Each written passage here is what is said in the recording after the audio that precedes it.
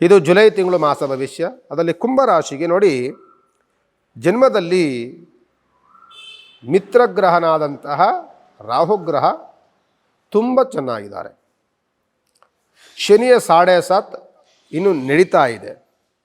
ಜೊತೆಯಲ್ಲಿ ಪಂಚಮ ಸ್ಥಾನದಲ್ಲಿ ಗುರುವು, 4ನೇ ಮನೆಯಲ್ಲಿ ಶುಕ್ರನು, 6ನೇ ಮನೆಯಲ್ಲಿ ರವಿ ಬುಧ ಚಂದ್ರನು, 7ನೇ ಮನೆಯಲ್ಲಿ ಕುಜ ಮತ್ತು ಕೇತುಗ್ರಹ ಇರೋದರಿಂದ ಒಂದು ರೀತಿಯಾದಂಥ ಮಿಶ್ರ ಫಲಗಳಿಂದಲೇ ಕೂಡಿರುವಂತಹ ವಾತಾವರಣ ಕುಂಭರಾಶಿಗೆ.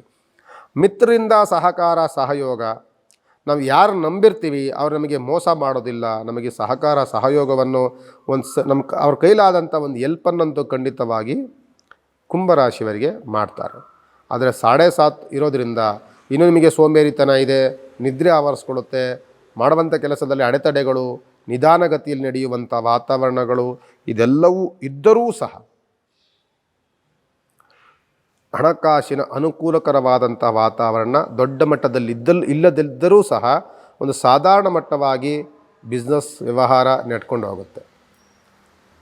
ಹೊಸ ಕೆಲಸವನ್ನು ಆರಂಭ ಮಾಡಲಿಕ್ಕೆ ಅನುಕೂಲಕರವಾದಂಥ ವಾತಾವರಣ ಇರುತ್ತೆ.